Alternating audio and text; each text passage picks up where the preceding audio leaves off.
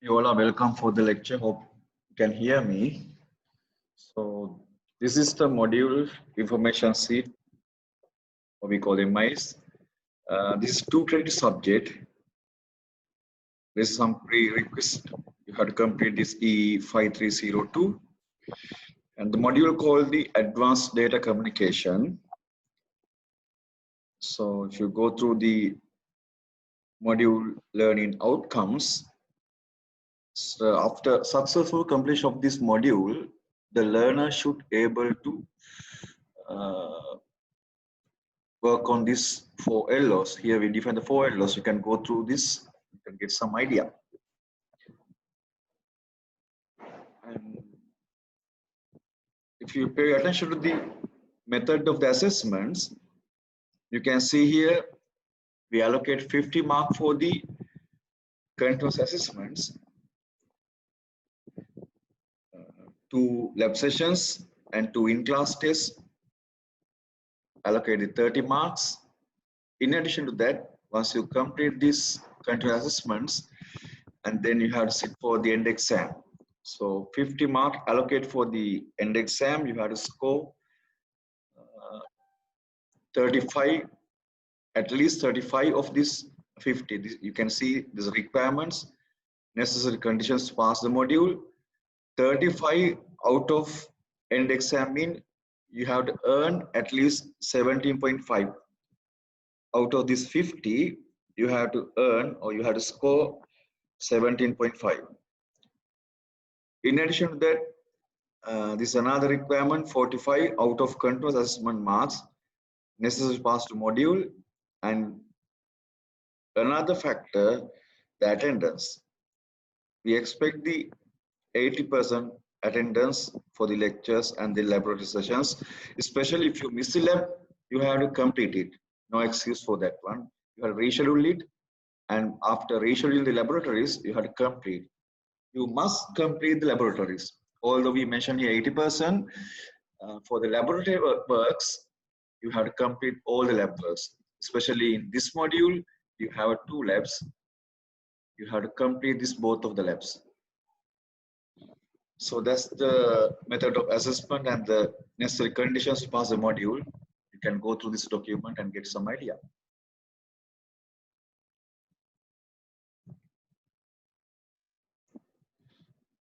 You can find some reference, or you can find some ebooks and go through this topic and can find some valuable documents. Especially in this module, you can find easily some teaching materials.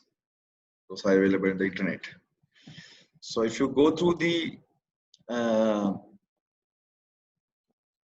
module activity plan, so this is the content we have to complete. First week, we have to complete the high-speed packet switching part. Under this one, we have to complete the circuit switching and the packet switching. And then local area network and wide area network concept we have to learn during the first week. The allocated time is 2 hours, so we have to go some fast. And you have to read some books and you have to cover extra things. So times are limited, therefore you have to read books. So if you go to second point, you can see TCP protocol stack congestion control, and then we have to discuss the ATM technology and the functionalities, and then we have to study the MPLS networks, and then we have to think about traffic management, quality of service and performance of the networks. In addition to that, we have some workshop. The instructor will carry out this workshop. Then I had to complete the introduction of the queuing theory, and then mathematical modeling of the loss call system, kind of probability computations we had to do. And then we have to study the mathematical modeling of the queuing systems, some technique. And then when you transmit the packet, it's possible to the packet errors, or We have to develop an appropriate system to detect in the received packet, and such concept we are covering under this module. So just go through this document. Lot of things we have to cover, but we'll try to, time is limited, so we'll try to do something. So this is the lecture content. So if you go through this LO mapping table, you can see what LO and PO is covered by doing this in class or laboratories and then the exam. Just go through this document, you can get some idea. Yeah, you can download this document from the internet or the LMS and go through this module reference sheet and familiar with the area what you have to complete during this in this module. So I'll go to the topic. Firstly, we have to discuss the high-speed switching part. So we'll take a start from here onward. Firstly, we'll pay our attention to the network. This is the outline of this slide or the content. So I'll try to explain what's the network and what are the network equipment and the connectivity types and what are the switching types. Those things I'll expect to describe or discuss during this hour. So firstly, pay attention to the idea called the network. What do you mean by network? Firstly, the computer network or data network. What do you mean by network? It's kind of combination of node and communication links. So we will see what are the nodes later on. Just basic idea is it's a kind of combinations of node and communication links.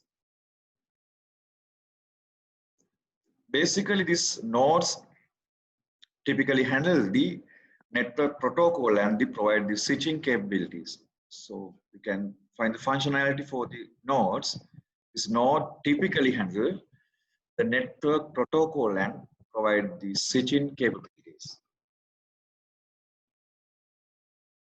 The second entity we call the communication link. This communication link facilitate to communicate between the nodes. So the combinations of this node and communication links we can consider as the network.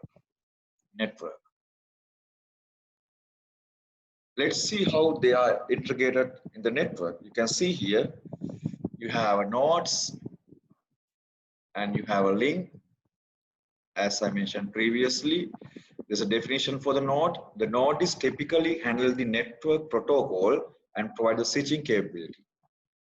And communication link is facilitate the communication between the nodes. So you can get some rough idea about the network. You can see some nodes are here and there and they are linked. And you can see some cloud. This cloud is represents the network boundary.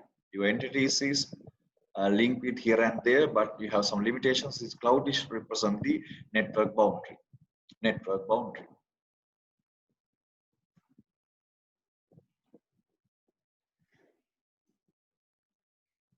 Then we will pay attention to the type of study the type of network equipments. When you study the network, you can find some equipment or you can find different type of equipment based on their functionalities. As example, if you think about this DT, or we call the data terminal equipments.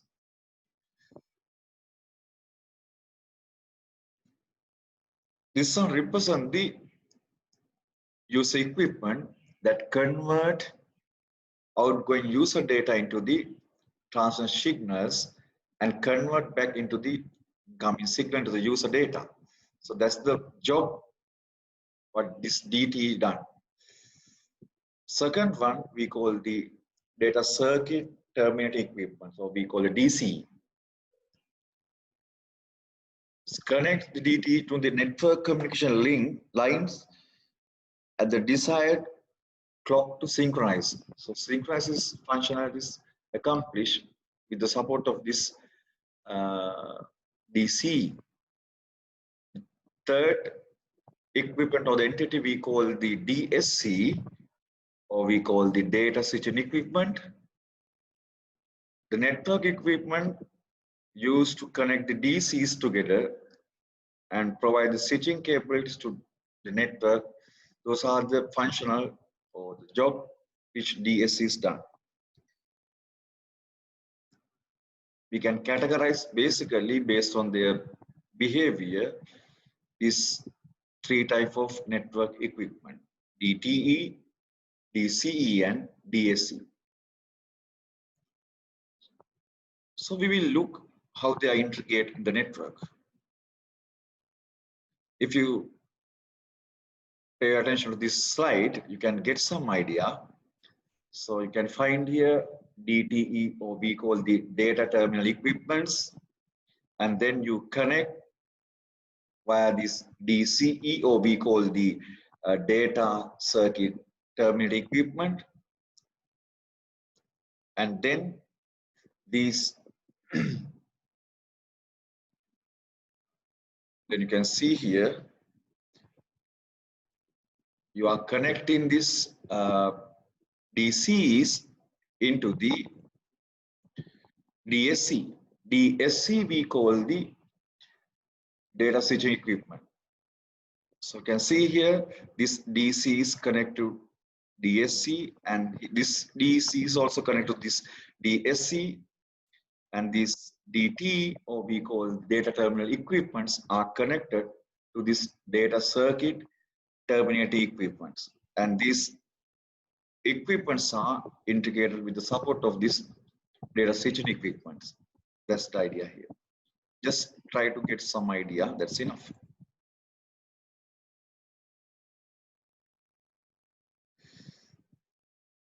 If you look of this diagram, you can get some idea again how these DTE, or data terminal equipments, and data circuit terminal equipments and data switching equipments are integrated in the network.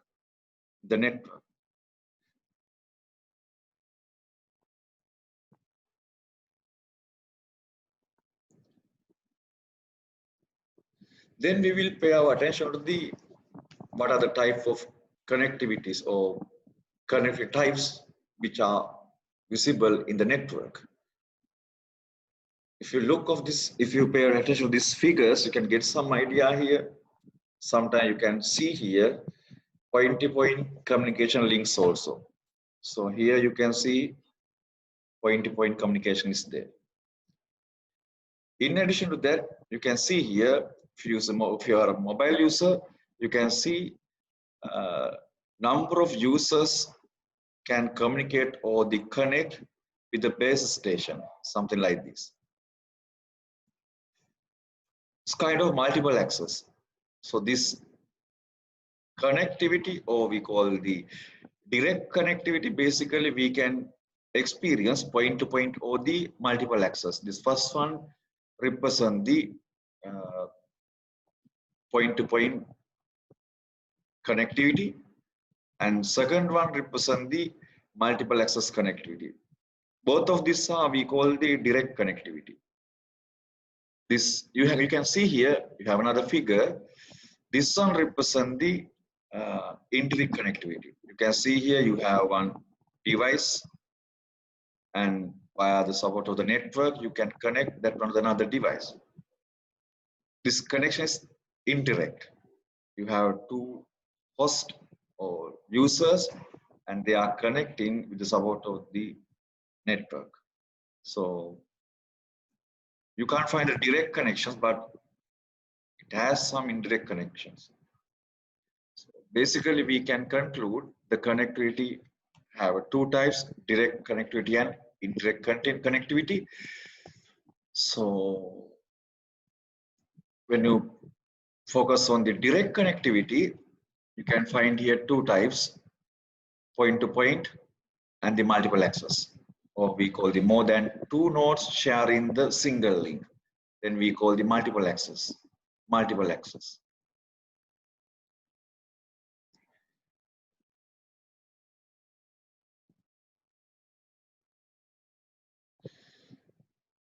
Then we will pay our attention to what is switch network.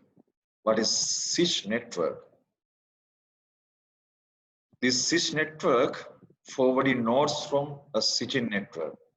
So operating software of the node switches forward data, packet, and received on its port. This fully switched network, only switches are operating, no hub or any other equipment. So this one represents a switch network. You don't have a hubs or any other equipments.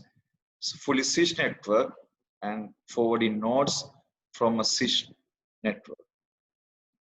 So you can see some switches connected directly to each other. We call it switch network. Then we will think about what is switching. So I have shown some switching things.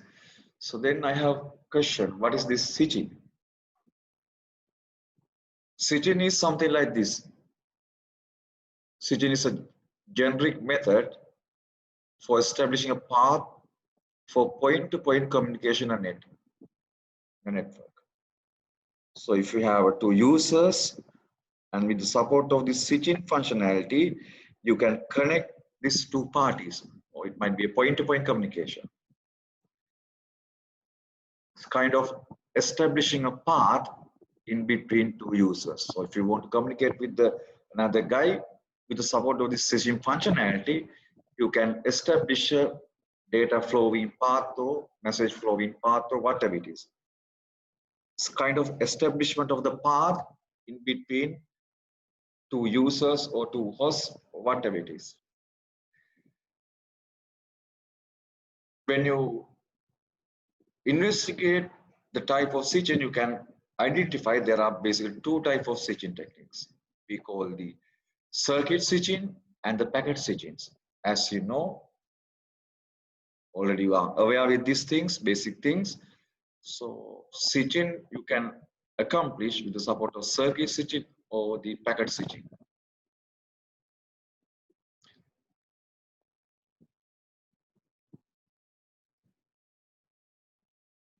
For example, if you pay attention to circuit switching,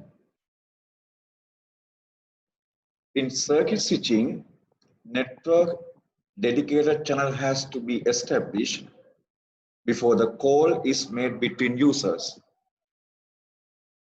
The channel is reserved between the users till the connection is activated.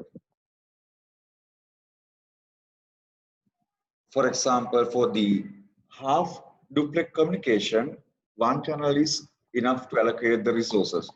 But if you want to carry out the full duplexion communication, then you need some two channels for the uplink and downlink. Basically, in the circuit switch, we allocate some dedicated channel. Dedicated communication path you have established, especially in the circuit switching. And communication path remain, in fact, the duration of the connection engaging the node and link involved in the path for that period. That's the beauty of the circuit switching. It's kind of connection oriented, where all data belong to the same traffic stream are delivered over the same path. That's the key feature, where the all data belonging to the same traffic stream are delivered over the same path. And traffic flow are identified by the connection identifier rather than by completing the routing information, allowing the fast hardware-based switching. So with the support of the fast hardware-based switching technique, you can establish a connection in between two hosts or transmit and receiver. Keep in mind that this is connection oriented and will establish all the data flow through the configured path or the defined path or the allocated path. You can't share that allocated path for the other activity, or other users can't access that channel. It's kind of physically established.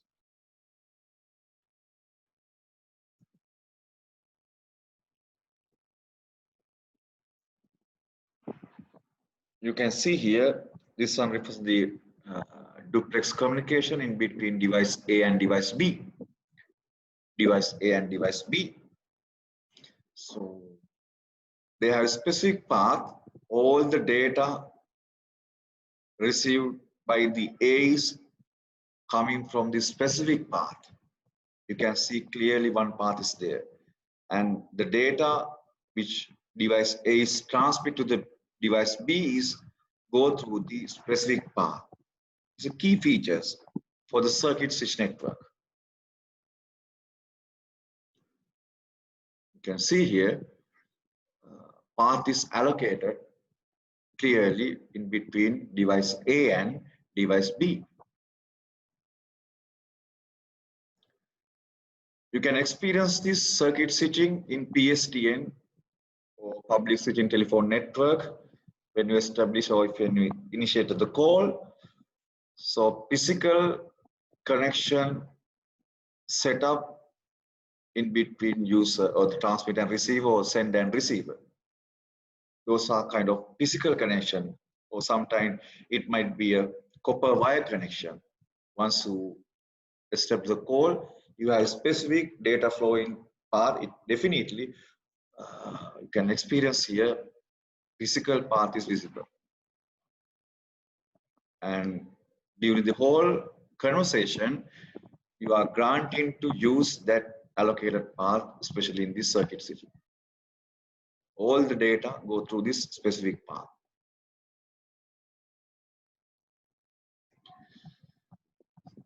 When you think about this circuit switching, you can find the three phases. The first phase is, firstly, you have to establish the circuit in between sender and receiver, and then you have to transfer the data. Once you transfer the data, then you have to disconnect because you have already allocated some resources for the both parties to utilize your network. What you have to do once you complete your communication, we have to disconnect and we have to free the connections. So these are the three phases, especially we can observe in the circuit switching. In the circuit switchings, you can get some idea the type of circuit switching. Especially you can see here, you can use some mechanical switches and then you can select the path in between input 1 to output 1 or whatever it is. So this one we call the space switching, or we call the space division multiplexing you are using to establish the connection or the connectivity in between sender and the receiver. Second option we call the time switching. You can give or you can assign some time slot and you have to give a guideline to the sender A. Just put your data in this time slot. You can do some proper coordination in between the users and you can request to another guy to put your data in this time bucket or something like that. It's kind of time splitting. By doing the time splitting, you can put your data into the given or assigned time slots. This concept we call time switching. These time switchings also you can see FDM, TDM, and CDM. Time switching also accomplished with the support of the frequency division multiplexing, time division multiplexing, and the code division multiplexing. So already you have aware with this multiplexing technologies, FDM, TDM, CDM.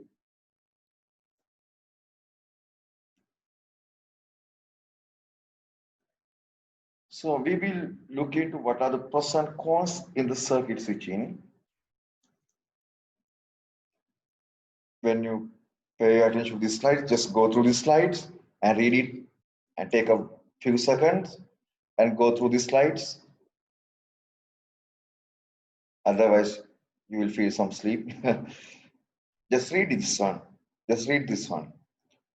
Its main advantage lies in the predictable behavior because it uses dedicated circuits. As I mentioned previously, in the circuit switching, you are establishing a path dedicated for the sender and receiver. It can offer constant throughput because you don't experience other workload. Therefore, you can experience constant throughput with no noticeable delay or transfer of data. Especially this is connection oriented. Therefore, this connection is reliable, more reliable. You don't experience any packet loss or data loss because physically establish a connection. You can assure that you have received some resources from the network provider to transfer your data with this specific path, which is not shared with others. That's the beauty. You are not sharing received or established connection of the circuit path for other purpose or other users. Second point, the circuit uses a fixed amount of bandwidth regardless of whether it's used or not.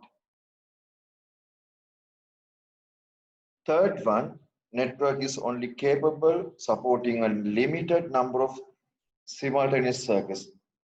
Once you establish the physical system, the capacity is limited. You can't exceed. You can manage a specific number of users, specific, because you have limited physical path or the connection. Therefore, once you assign the available features of the path for the users, then you don't have extra path. If somebody's try to get the service, they will experience that the busy tone or something because already all channels are occupied. Therefore, you can't share your packet with the occupied path or occupied channel. So, kind of disadvantage. Then I will focus on the packet switching part. Packet switching.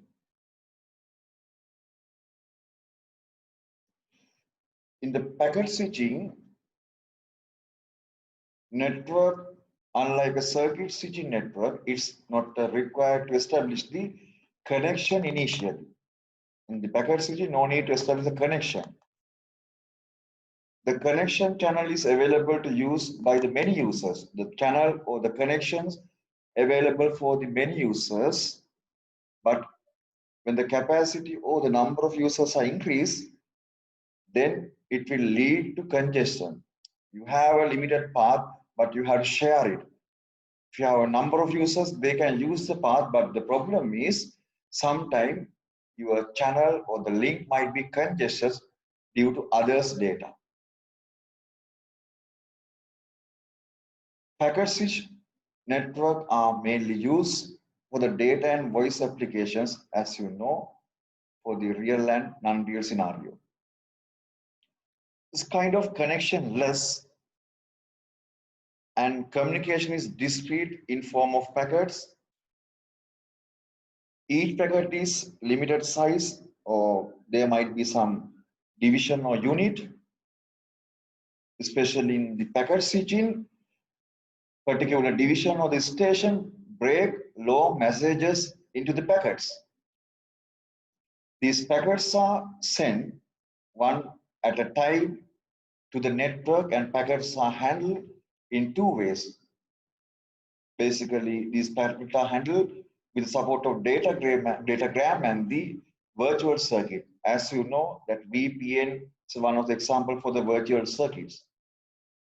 In datagram, each packet is treated independently, and packet can be take up any practical route, and packet may be arrive out of order, may be go missing. So we will see later on. As I mentioned previously, in the packet switching, large messages are broken into smaller chunk, or we call small frame or something. Then they can fitted into packets and will be transmitted. You can get some idea when you look into this slide. Just look, if you have two devices you want to communicate, and you can find some number of network entities are there, each and other stuff. The beauty is here, this data flow or the packet which sent from the B to A is travel on the different path. For example, you can see here, this packet A, you can see here some of the packets are going here and some packets are going this way. Some packets are going here, some packets are going here, and they are going on the two different paths. So you can see here, no specific path, no specific path. Some packets are going this way, something like this. Some packets are going this way, no specific path. And similarly, you can see here, the packets sent to the device B by the A also can observe some packets are coming to here. It might be going this way, sometime going this way, sometime that one, some packet might be flow through, going on this way. So you have a chance to go on the network, but no specific path. If you experience that one link is congested, then packet will go through the another path. So that variation is there, that possibility is there in the packet switching. If you feel that the link or the allocated path is congested, packet will follow the another path. So just try to get the idea about this packet switching. That's enough.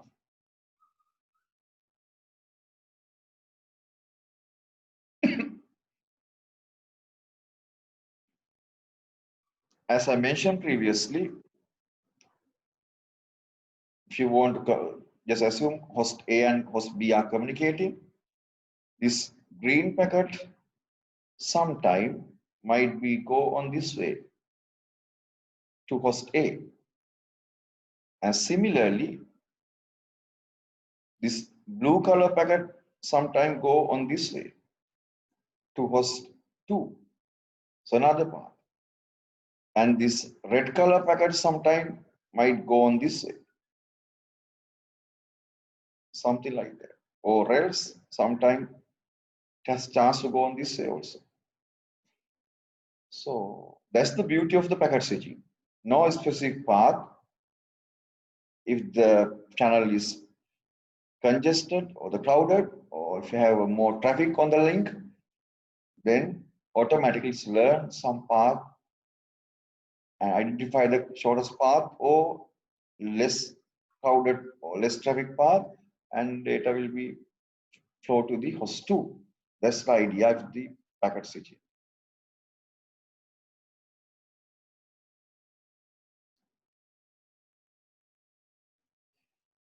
Basically, this packet switching experience or the deploy on this X.25 and frame relay, ATM, IP and MPLS. Basically, we discussed this ATM, MPLS. This packet switchings deploy on this technology, based on these technologies. Those are the available technology we can experience the packet switching. If you think about the packet switching operation part, in addition to the user data, each packet is carry additional informations. Sometimes it might have some header or something to enable the network to route it to the final destination. Because your packet have to go to the specific destination, but you have number of routes, and the router has to identify to where these packets are going. At that time, definitely there should be some header to identify to where they are going. Therefore, especially when you transmit the data with the packet switching, you have to use appropriate format or the protocol, or you have to use some headers to identify the packets. There might be some packet sequence or might be some data types and router addresses. Those things are included in the header field. The packet switch network move data in separate small blocks, packet based on the destination address in each packet, as I mentioned previously. When received, the packet are reassembled. Once you received, sometimes they are coming with a delay also. Therefore, we have reassembled. There should be some sequence of the data packet. If you have a sequence, then you can reassemble. You can again prepare a correct message packet or the message flow with the support of this sequence number. To do this reassembling part, sometimes you have refer some sequence in your header field in this packet switching, but in the circuit switching, you don't have such things. A packet is handed over from a node across the network, and each receiving node temporarily stored packets until the next node is ready to receive. Especially by using the buffering or the queue, they store those packets until the node is ready to receive. Sometimes node might be congested or might be busy mode. Therefore, sometimes those packets might be stored on the memory or the queue, and then once the receiver is ready to accept the packets, then we can transmit to the receiver. This technique we call the stored and forward. Sometimes you have to store those packets in few seconds. It might be a microsecond or millisecond or something. And then you have to forward it once the receiver is ready to accept your data stream. That's the idea here. That's the basic idea here. This kind of comparison. So I'll refer another slide for this comparison. Hope you can see this table. This kind of comparison in between the circuit switching and the packet switching. As I mentioned previously, in circuit switching, you have a dedicated path. You have dedicated path. But in the packet switching, you don't have dedicated path.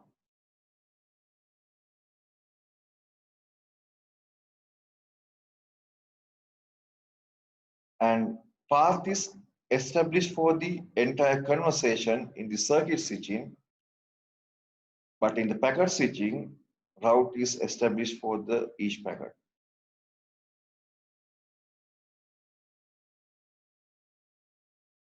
You don't have a message delay, but there might be some call setup delay. Just assume if the all channels are occupied or the all ports are occupied, then you have to wait until channel is free. Therefore, call setup delay might be there, but you don't have experience of the packet delay.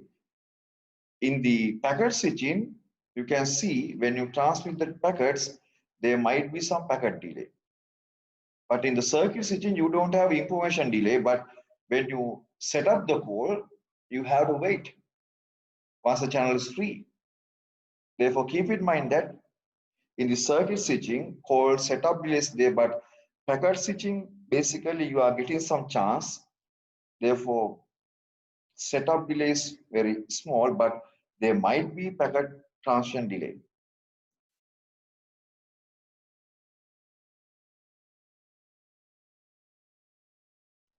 And if you use this circuit switching, as you know, you have fixed bandwidth, you have a dedicated path. But in the packet switching, your band is dynamic. If it is congested, your data rate will remain lower and lower. In addition to that, if your link is crowded or traffic, or if you have a lot of information or the data or number of users of packet, then overload increase the packet delay. If it is overloaded, then delay is increasing. You can't, this delay is not a fixed time. Sometimes that delay time will be vary for the packet to packet.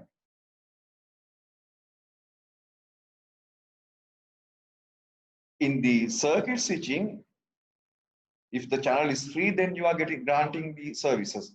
Therefore, overload may block during the call setup. In the circuit switching, you don't experience the low overload of the link because you have occupied link until you complete your conversation. Therefore, you don't experience in the overload in the circuit switching, but in the packet switching, you can experience overload situations and the packet delay as well as that delay time also might be vary because in this packet switching, number of users can access the channel. Everybody getting a grant to access the link. Therefore, if you increase the number of users, the data rate might be goes down in the packet switching, but in the circuit switching, you have a fixed bandwidth. You have fixed bandwidth. In addition to that, no overhead bits after the call setup, but in the packet switching, as you know, each packet has some headers files, therefore overhead bits in each packet unnecessary because these packets are go in the different paths. Sometimes one packet is going another route, next packet will go to another route. Therefore, to find the destinations and to identify the packet sequence and other stuff, you have to include some bits or you have to add some extra headers for the packets. But in the circuit switching, once you establish the connection, no need any header to identify the packet or identify the packet sequence or whatever it is. So it's kind of comparison in between this packet switching and the circuit switching. This one also represents same thing.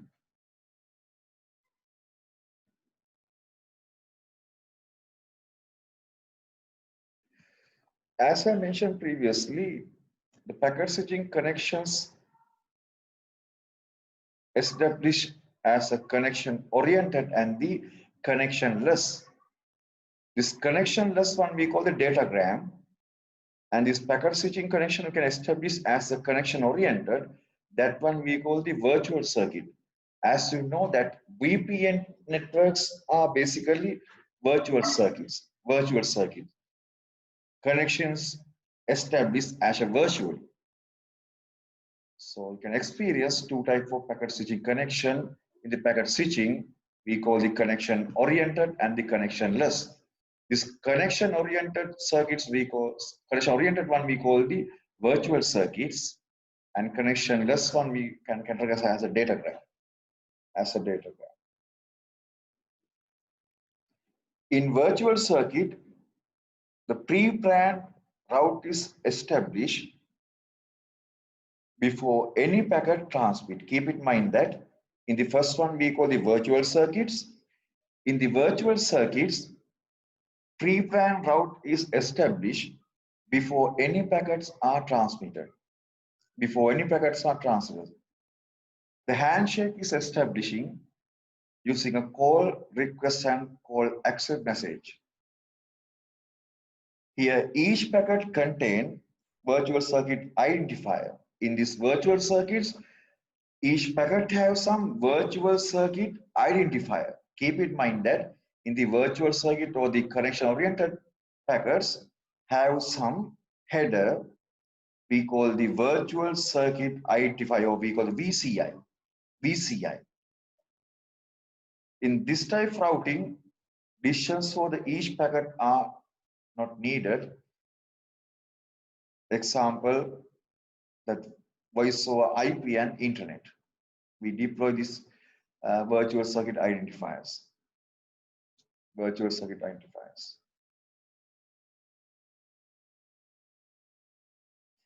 As I mentioned previously, this virtual circuit is a connection oriented. Hence, this method is behave like a circuit switching, almost that feature is available.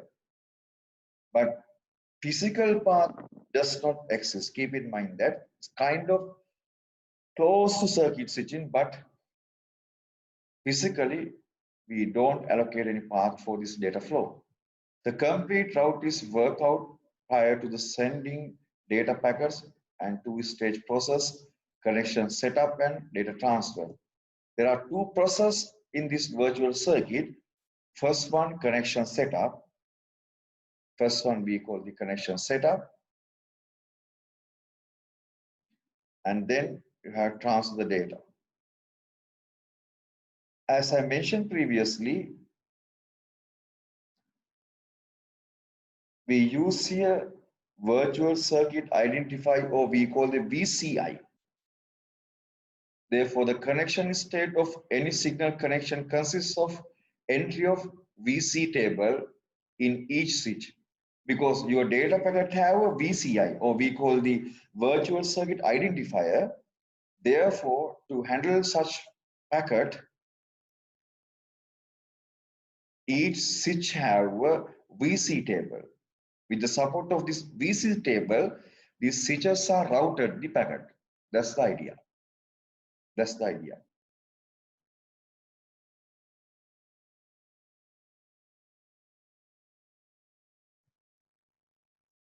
So when you focus on the virtual circuit, you can see some established connection states or types in these VCs. There are two types. First one we call the permanent virtual circuit. Basically, network administrator configure the states. There are two types, virtual circuit. Virtual circuit, first one, network administrator can configure the state. For example, that VPN, or we call the virtual private network. Network administrator is configuring the VPN, then you can get the service. It's kind of permanent virtual circuit. Kind of permanent virtual circuit.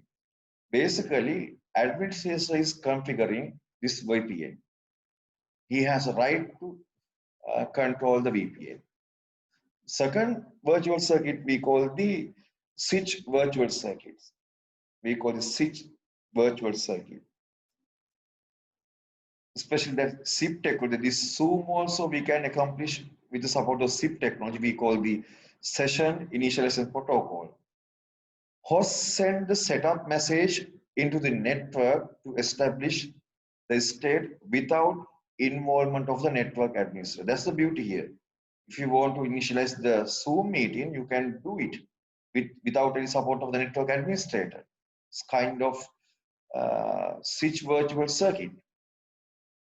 And host send the setup message into the network to establish the state without involvement of the network administrator. This voice over IP calls also one of the example for this switch virtual circuits. Host send the setup message into the network. In the PVC, or we call the permanent virtual circuit, network administrator is the person who configure the state of the connections.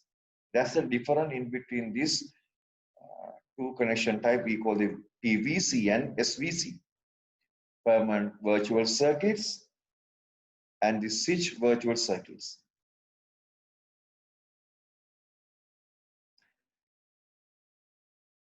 If you pay attention for the virtual circuit packet structure or the format, it's kind of, it has some format or architectural structure.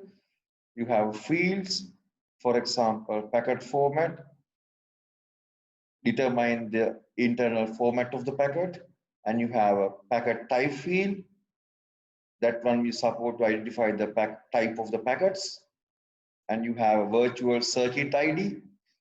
It identifies the virtual circuit for routing the packets.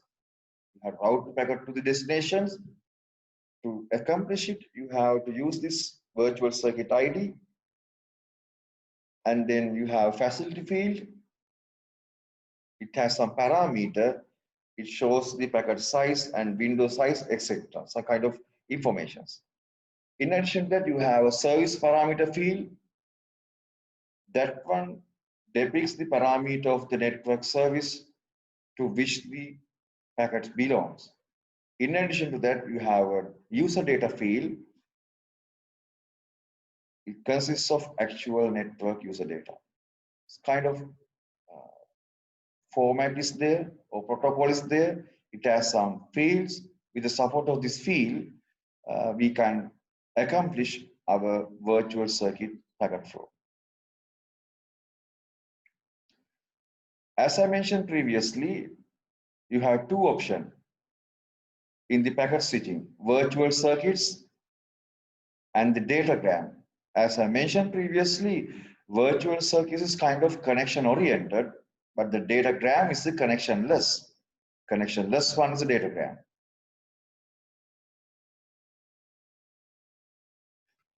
Connectionless, this datagram, keep in mind that, therefore, does not rely on the pre-established route. Does not rely on the pre-established route. Each packet is treated independently. Each packet in this system treated as independent. They go on their way. Because of the absence of the pre-established circuit, each packet must be carried enough information and its header to enable the nodes to route is correctly. Sometimes there's a possibility some packet might be lost, but still you can recover the message, especially voice type you can manage with the support of this datagram. The advantage of this datagram approach is that because there's a no circuit, congestion and faulty node can be avoided by choosing the different routes, and your packet might be go to destination avoiding such congested or the faulty nodes. In this datagram, keep in mind that connection can establish quickly within a few seconds. Within a few seconds, you can establish connection. This makes a datagram better suit than the virtual circuit, as we discussed previously. So datagram also have some packet structure. Just look or just pay attention for these slides. This datagram also have a packet structure. You can see here, you have a header length, you have source address, you have destination address, you have a lifetime of for the packets. For example, this header length is a bit octet, and source address equals the network address of the source end, and destination address is stored the network address of destination. As you know, the lifetime is define the packet lifetime indicator, otherwise you can drop the packet. Kind of format is there, some fields are there. With the support of this field, you can transmit your data packet with the connectionless way. However, it will go to destination because you have a source and destination address. Then network route the packets.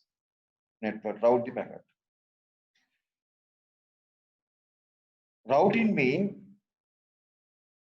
is the task of selecting a path for the transport of packet across the network. As I mentioned previously, this packet route to the source or destination. The routing is the task of the selecting of path for the transport of packet across the network and is one of the most important function of the network layer. Keep in mind that routing is the key role or the important function in the network layer. It will support to route the packet to the destination or the appropriate location. So that is enough for today. Hope you got some idea. So I will took the video capturing here. So I'll put this on YouTube and I'll send the YouTube link. Then you can again read this slides. Okay. So for your easiness, I will share this on the YouTube and I'll send the email with the YouTube link, and then you can read this one again and again and get some idea.